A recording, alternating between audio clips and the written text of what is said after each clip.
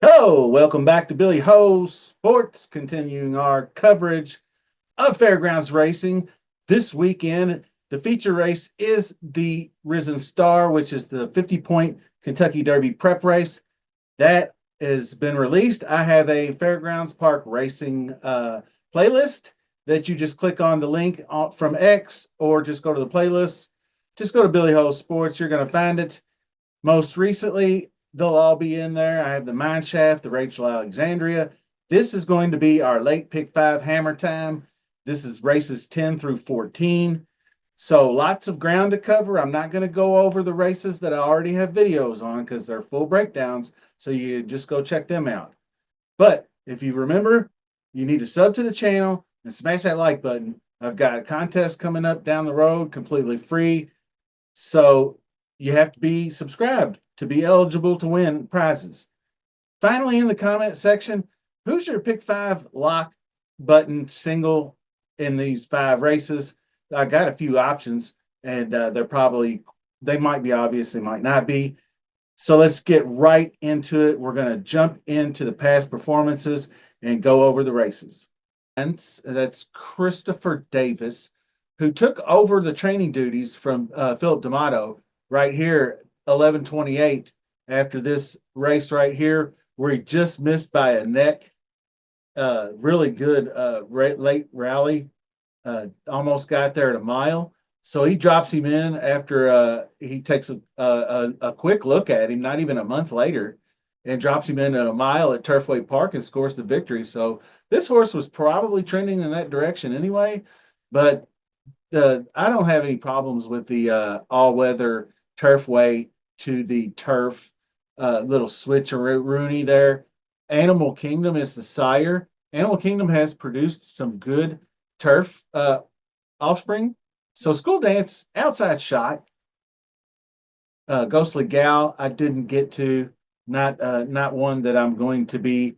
Zero stakes success. I mean, you see these two efforts here, jumped up the stakes company and didn't hit the board once, but these were just allowances, the good races down here.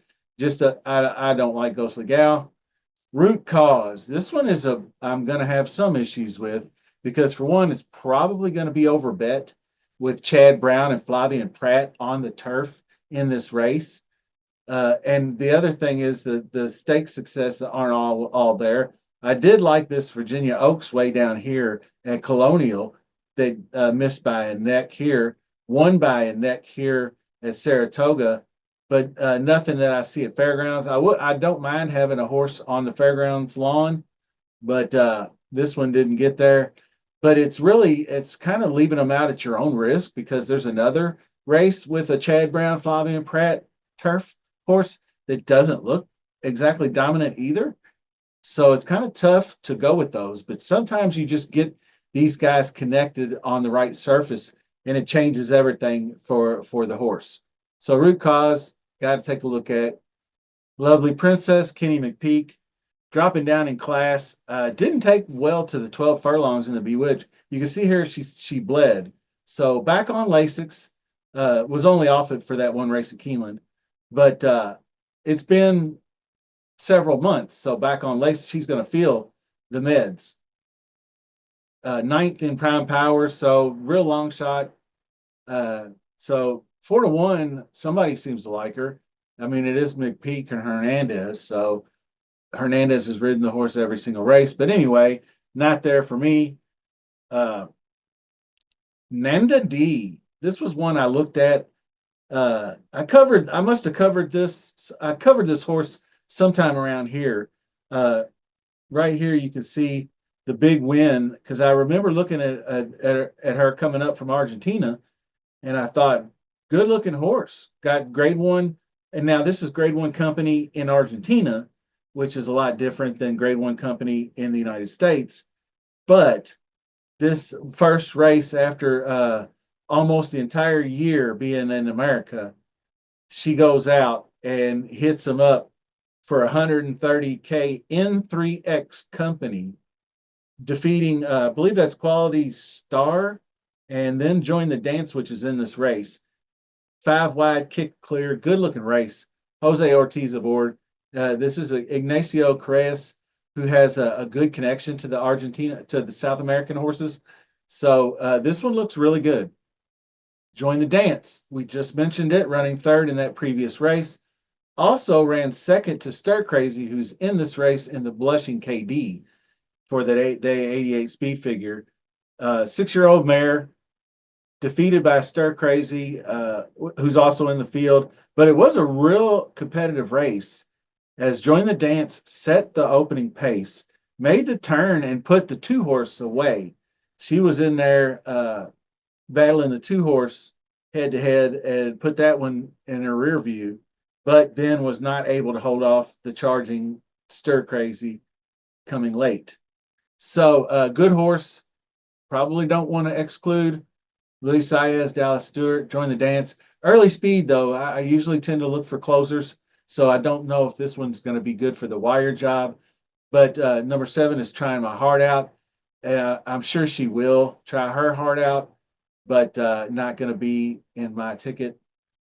To Fani, not going to be in my ticket either. I see second in prime power, but as I looked at it, the Athena was a pretty good race, but that was at Aqueduct, different track. Got up for third with Ben Curtis aboard on for the last several. Just not in my wheelhouse for this one, so I'm going to pass. Now, underneath use in exotics, yes, but because you do have the hot trainer jockey combo, 2 wins and 2 starts over the last 2 weeks. Champagne Rose, I'm out on. Now, Way to Be Marie is Florent Giroux, Rob Atris. I like this one. The grade 3 Pebbles, grade 3 Regret. Decent showing in those. The second in the page, or I forgot what that was called, Pago Hope Fairgrounds race, came off the turf for 100K.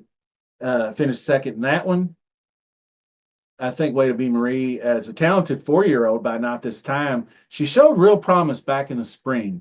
That grade 2 Edgewood, where she ran second on a yielding surface on that wet, muggy Oaks day, uh, was solid. So I think she could be improving. I think she could be a better horse. 2 wins on the fairgrounds turf. Her last effort was off the turf in the slop at fairgrounds. She still ran second. So, Way to Be Marie. Then I'm skipping the 11 Lakota and running with the boys 12. No thanks. Strikingly Spun. No thanks. And there's 14 rounding out the field. It's Mike Maker. It's Irad Ortiz. It's Stir Crazy. The win in the last race right here. And then the Blushing KD, the back-to-back stakes wins. It doesn't matter, turf or not. She's still getting it done. So Stir Crazy's going on the ticket. And that is your leg 1 field, which is going to be 3, 5, 10, and 14. So now we jump over to leg 2, race 11, which is the mine shaft. Check out the video. It's out there for your viewing pleasure. But I landed on the top 2. I mean, you could include the 8, but Catching Freedom, closing to catch. So it's batting down, either wiring them or Catching Freedom, running them down. That's just my opinion. So I'm going 5-7 in leg 2. That is going to bring us to leg number 3, which is the Fairground Stakes. This one's pretty interesting race too. What say thee? Some non-graded stakes success. Nice 100K win at a mile last fall at Churchill Downs. He beat the 1-2 favorite and then fought off another one in that one. Has a sharp 5 furlong work. It's Mike Maker. It's Lee Saez. I like What Say Thee, 9-2. The Brisnet PPs like them too. 4th choice on the board at 9-2. So here we go. Sharp 3 furlong workout. We like that. Gigante is the 7-2. Probably my top choice in the race, and it's definitely going on the ticket. Steve Asmussen, Jose Ortiz.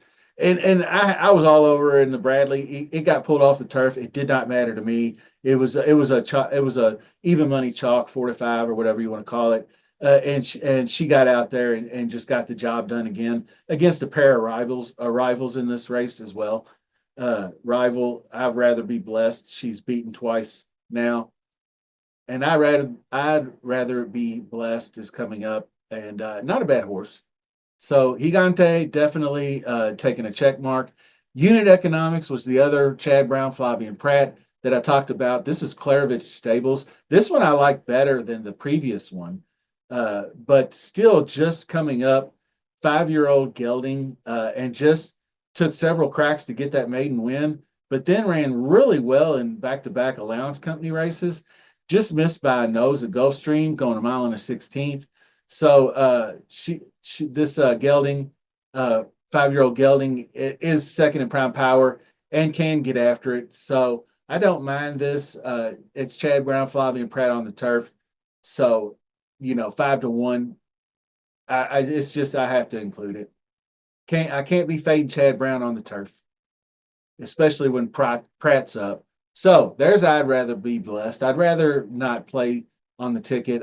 You have to start taking some stands, but some good finishes. The back to back seconds to the previous horse that I like, uh, uh, Gigante up here. So back to back seconds to that horse, who's my favorite horse in the race. So not too bad there, but I don't think she's able to turn the tides. I think it was just about all she's got. So this would be Relampago Verde, and that is Green Lightning for Brian Hernandez, Kenny McPeak, but I'm not seeing it, so I'm going to pass. Money Supply, I'm passing on. Dean Martini, I did take a brief second look because this Japan Turf Cup at Laurel was off the track, but it was a sixth length victory on a good dirt track. And I thought, well, this horse definitely runs a little distance. So, and the last one was 2 miles. And so trying it, going back to this distance, it might matter because you have some good finishes down here in the beginning, going a mile and an eighth, wiring them, but I don't like front runners, so I didn't land on it. But I did take an extra look. Now, taking candy, I definitely like Sherry DeVoe, IRAD, uh, 92 speed, last out, 1 mile on the turf. Pretty good run there. Gets an upgrade at jockey to IRAD. And back in 2024, had a trio of successful races. Those were the ones I was looking at right in here at Saratoga. This nice little run here, but then you can see all her races pretty solid. So kind of like that one. Taking candy. I think we'll use 9 Higgins boat. No thanks. There's Warrior Johnny again. I covered Warrior Johnny in the mine shaft. Now Warrior Johnny, I don't know which one they'll stay in. Uh, but this one time on the turf, I went and rewatched this race, and it wasn't all that bad an effort. He broke poorly. He rared rared up, dropped down, sort of like he didn't know what's like the floor was lava for about 2 seconds coming out of the gate. It's kind of what it looked like. And then he had his head down, like he was staring down at the surface, not knowing what it was. He was looking straight down at the ground, running, making sure he wasn't going to fall off a cliff or something. Because I guess but it's not like he hasn't been on. I'm sure they've been trying him on the grass for several races. But anyway, adding blinkers. Long story short, I won't be playing Warrior Johnny, but might not run a bad race. So that's going to round out the field for that one. This one is going to be 1, 2, 3, 8. I'm going 4 deep on that one. So 1, 2, 3, and 8 for leg 3. Now we go on to leg 4, which is the Rachel. And I was really looking forward to just going top 3. There's your top 3 right there. I was lockstep on all of those, but I really liked the way Ballerina Dioro was setting up for this race. Chad Brown, Flavian Pratt, once again, just the second in the Demoiselle. Mahinma, that was a really good race. Mahinma is one of the best 3-year-old fillies, and Ballerina Dioro gave her a good run down the stretch. And so I was liking this one for the win, but just found out today that she is spiking a fever. So Chad Brown is going to pass on the Rachel. So we'll have to see her down the road in a couple of more weeks. So Ballerina Dioro's out, which leaves us with the number 2 Good Cheer, which is one that I wouldn't mind singling if I had to. Or then you go 6 Simply Joking. So you could go one or the other, because if Simply Joking is legit from this Silver Bullet Day, you don't want to leave her out, because that was absolutely a clinic she put on in that race going wire to wire. So if she goes again, you're going to want her in there. So passing on Bless the Broken. So it's 2-6 for me. Now, what I'm going to do ultimately to sing, I'm going to single one of those two for my ticket price, because I'll explain that when we get to the end. So stick around. Now we're going to round it off with the big one, the Risen Star. And yes, there is a preview video, so go look at it. But it comes down to the top three: East Avenue, Jonathan's Way, and Built. I mean, there's you can spit out American Promise, who's coming from the inside, uh, and maybe Gate inside posts are winning at a higher clip. But it's Keith Asmussen on the mount, Dwayne Lucas. I'd be shocked if that horse won the race. Now, Vassimo is kind of a wild card. That's Pletcher. That's Irad. We don't really know what these newly maiden breakers that come right out and win again, stretching out, improving every race, sired by Nyquist. Beware. But I'm not going to use them. I'm just going to trust that East Avenue is going to be ready to roll, and that he's as good as everybody says he is, because he would win this race. Very good chance to win this race. I'm just going to stick with the chalk. I might get upset, I might not, but the horse that I actually like to win the race is Built. So I'm going to go with the 9 in this leg, and it's going to be 2-4-9, our top 3 choices. So if anybody scratches, I'll try to update the video in X. But that's your late 5 pick hammer, late 5 hammer time, right? Okay. Now, to put a bow on everything, we're going to go back to the very beginning, race 10, leg 1. We're going with the 3 Root Cause, the 5 Nanda D, the 10 Way to Be Marie, and the 14 Stir Crazy. So going 4 across leg 1. Then we're going down to 5-7, Catching Freedom, batting down in leg 2. That's the Mine Shaft. Leg 3, number 1, What Say Thee. Number 2, Gigante. Number 3, Unit Economics, I believe. Number 8, Taking Candy, and that is, I believe, the Louisiana Stakes. So leg 4 is going to be 2 Good Cheer is my single, or the 6 Simply Joking for a single. So either or. And then your leg 5 is going to be 2 Jonathan's Way, 4 East Avenue, 9 Built. So it's those are your tickets. So if you play both of them in leg 4, it's going to cost you $96. But if you just pick one and single it, it cuts it in half. It's $48. And if you ask me to pick one, it's Good Cheer. I really like the way that horse is shaping up, even though the speed figures might not look all that.